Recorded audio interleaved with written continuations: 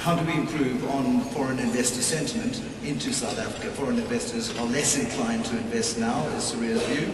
How do we assure investors that their investment is secure in South Africa?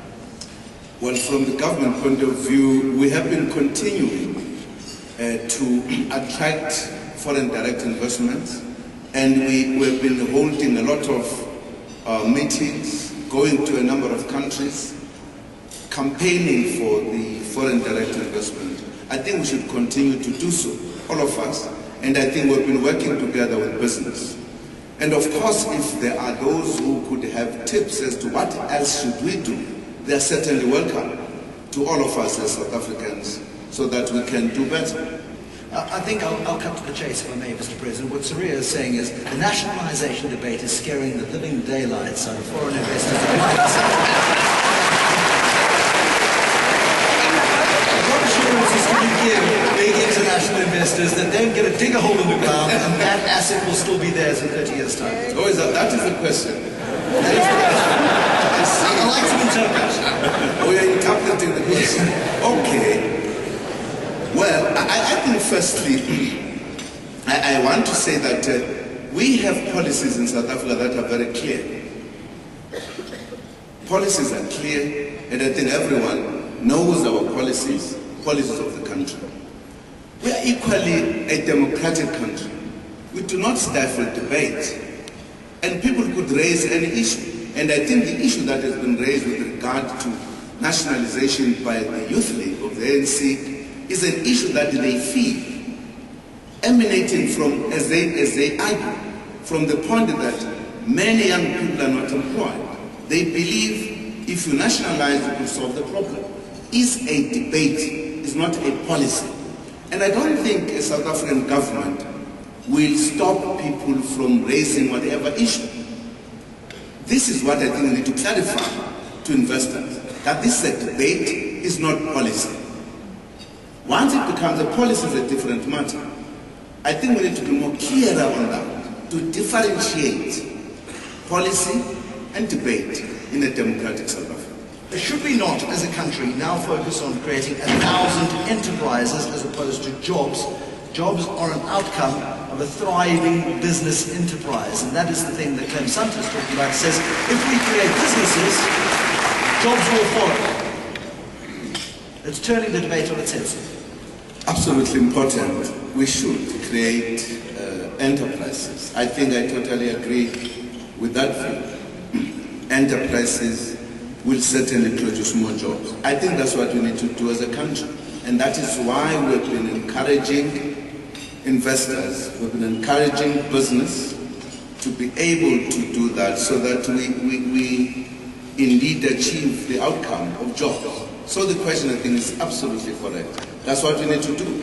That's why we are discussing with the private sector to find ways and means of creating jobs. And that's why we are putting some funds up front so that we could work towards establishment enterprises. Clem Sandton's point is, though, the nature of the South African discussion needs to change. It needs to be less focused on creating the jobs. We need to be discussing more very actively, rather than saying jobs, jobs, jobs. We need to be going enterprise, enterprise, enterprise.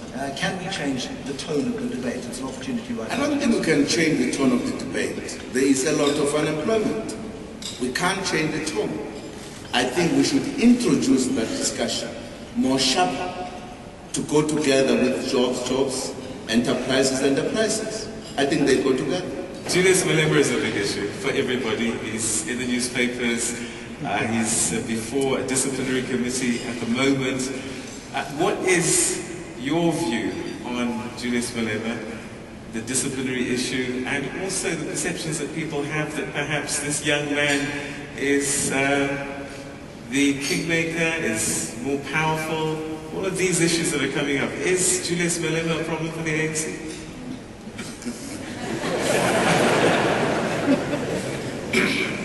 No. Julius Malema is not a problem for the ANC.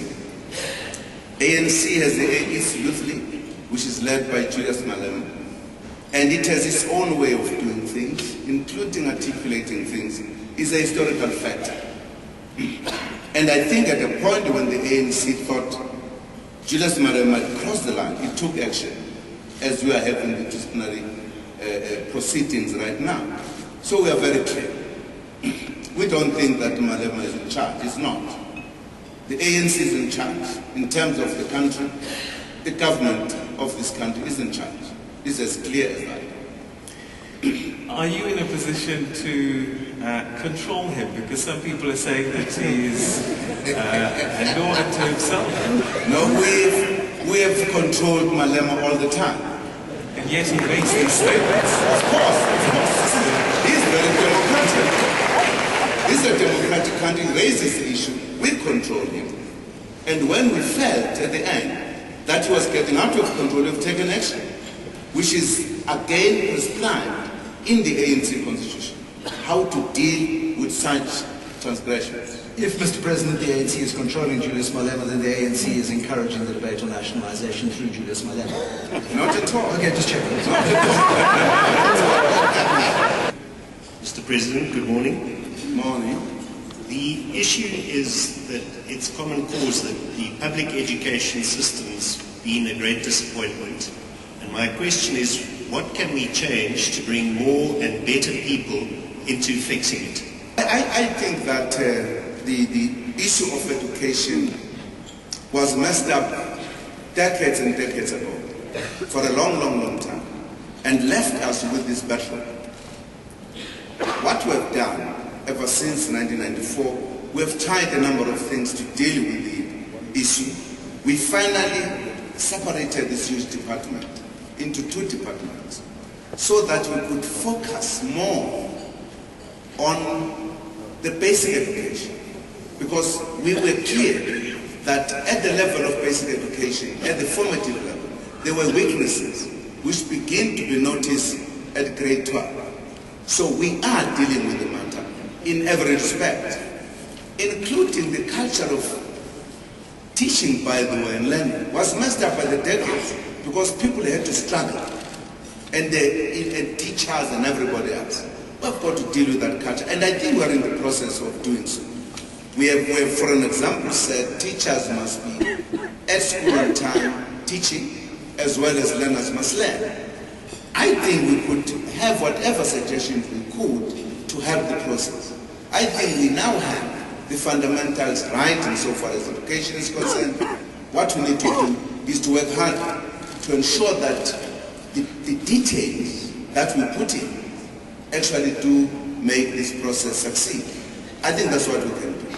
We are trying our level best, and I think if there are any proposals, we are welcoming them.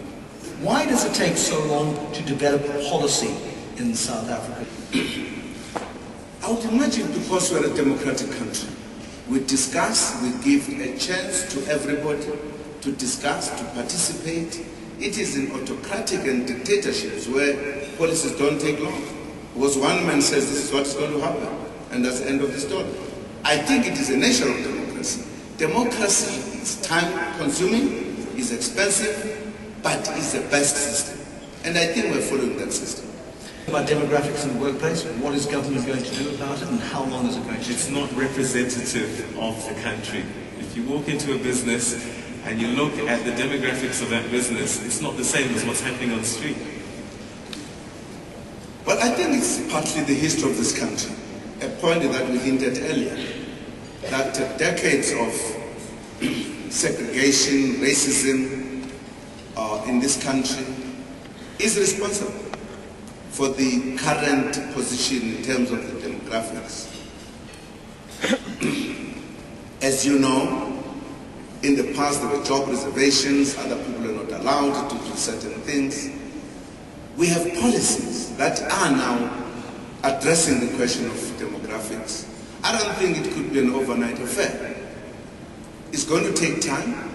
It's not just in terms of demographics insofar as either color, whatever, but also the women. I think recently there were surveys which were indicating what is the situation in terms of the management. I think we will work on it. I don't think, again, we could just decree and it happens.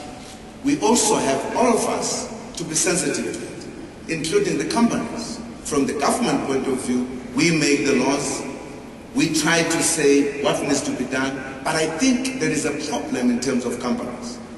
In some areas, nothing has happened so far as transformation is concerned. And I think this should be the effort of every South African. It should not be the effort of government only. We create an enabling conditions, and I think those who have companies must implement the laws of the country. So a number of issues, Mr. President. The first one is the Dalai Lama, a man of peace, religious figure. He just wants to come to a birthday party. Why won't you let him? Thank you. Am I audible? Okay, I think I am. Well, I don't know whether I should answer this question, because really there are departments that deals with matters of visa. How do I know what's happening at the visa office about Dalai Lama? I think it's an unfair question to me at the point in time. If perhaps you were asking a question at some other point, I would be able to have the question. I think the Department of International Relations and Home Affairs are dealing with this matter. I don't think I could answer on their behalf right here. I don't know what is going to be the final thing. Government overpaying for services is a big concern, especially when it comes to the issue of tenderpreneurs and all of these sorts of people. One doesn't know whether or not South African taxpayers are getting value for money. Your view? Well, we have policies that we have worked on as government, and we are dealing with the question of how to do business in South Africa. But I think there is also an opportunity of the meetings between business and the government to discuss these matters. I think it is important for people, if they've got observations about shortcomings, to say what are the shortcomings, and therefore to say what are they proposing that should be done, which will make the business in South Africa to be better. Because we may be looking at it from a particular point of view as government, and business people may be looking at it from a different point of view. You talk about tenders. We are discussing a need to change, particularly because I think there is a clear evidence that tenders have a bigger room for corruption. What do we do? You know, tenders, for an example, come as a result of saying, let us open up to give everybody an opportunity. Because otherwise, government could stand up and say, here is the opportunity, we are giving it to so and so, no tenders. I'm sure there will be a very big criticism to government. I think we should as well discuss as the South Africans, what do we think should be done in terms of addressing the question of tenders. I think the challenge comes to all of us, not only to government. But if you come to a specific question of the leasing of the buildings between police and the public enterprises.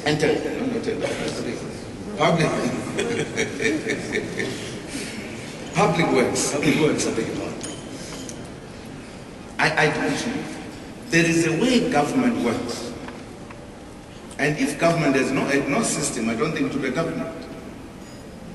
People expect that once the public protector says, I've made findings, these are my recommendations, then the president must jump up and say, implement it. You can't do so. You are dealing with government, with the system. First, the report comes, you consider it. You have got it to say whether it is a minister or it is a commissioner, to say, here are findings. What are your responses to this? They must consider that and respond. And when they respond to you, you interact with them and say, but what about this? What about that one? Now, there is a due process that must take place before you arrive at a particular decision in government. It's not like when I'm waking up from my home at commercial and say, now this is a case, this is a decision. You don't do so. You are running a government with a system. I've been in correspondence with both the minister and the commissioner of police. And I am almost at the end of that process. What are you doing for the sustainability of small business, and also what are you doing to ensure that small business, I'm assuming from government, Mary, get paid Timelessly, there is a proclamation out that small businesses should be paid within 30 days. Mary is saying it takes up to 4 months. Well, it has been very much unfortunate that government departments have been delaying the payment of small business. I also happen to know that because at some point I was an MEC in the province, and this problem was there. Very difficult for small business, particularly contractors, if they are not paid on time, because they have employed people, and at the end of the month, these people need to be paid as workers. And if we don't pay them on time, it's totally out of order. As a government, we have taken a decision that nobody, no department must pay any small business after 30 days. 30 days must be the maximum. And we've set up a process to monitor this. And in fact, I discovered when I did my initial work that there were still some departments defaulting. We are actually going to take very serious action against those departments because they are killing the small business and we don't understand the reasons. The public health is still so inadequate and dysfunctional, she says. How does this convert to an efficient NHI system? There's also other questions about the funding of national health insurance. Your thoughts on that, please? Well, firstly, we had to come with this system of national health insurance. Very important for the country. I think you know for a fact that the majority of the people in this country don't have access to medicine, to health facilities, because they are poor. I think it is important to change that. There are a lot of people who die in this country simply because they can't afford hospital.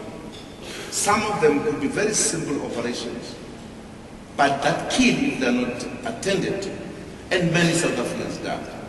I don't think as a country we should think that is fine, because it means we are encouraging that the majority of this country should be disadvantaged. And that's why government has come up with this. It's absolutely important.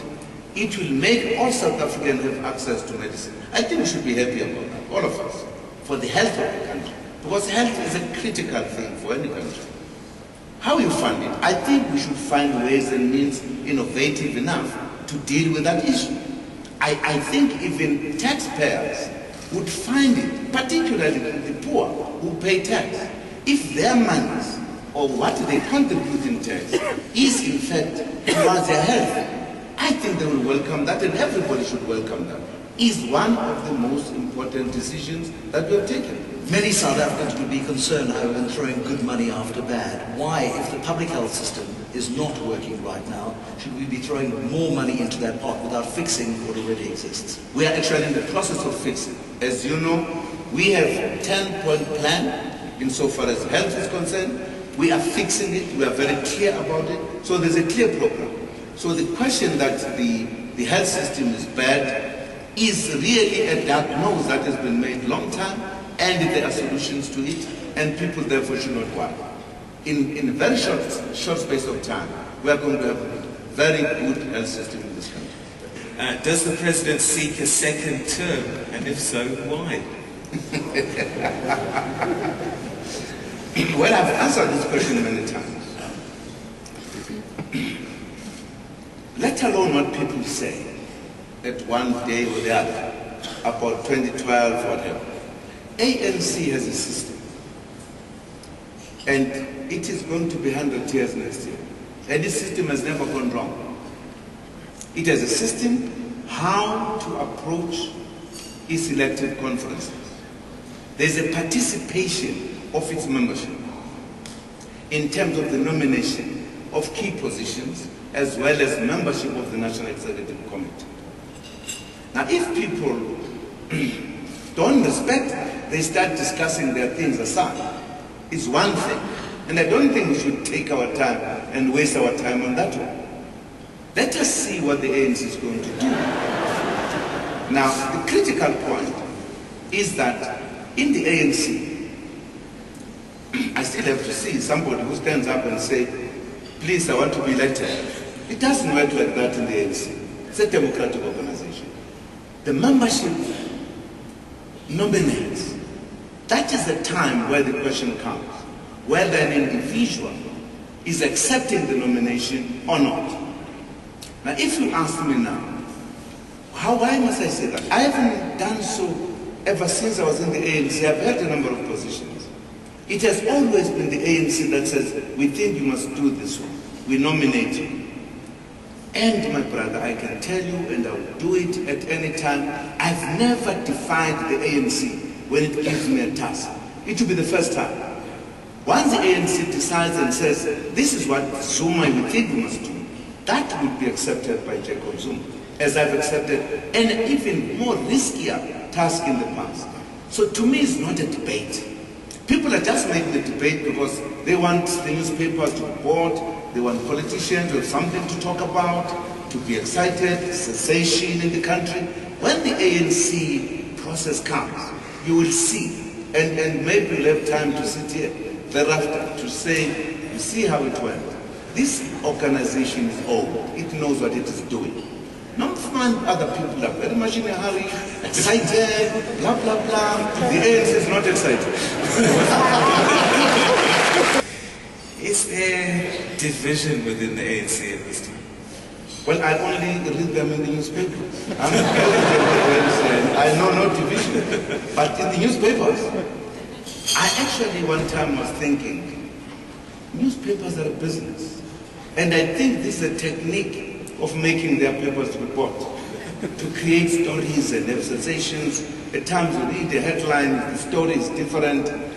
I accept that it's a business. They are making business. With that, Mr. President, on behalf of everybody here, viewers at home, thank you very much indeed for joining us at this New Age breakfast briefing partnered with the SABC. Thank you for availing yourself in this way.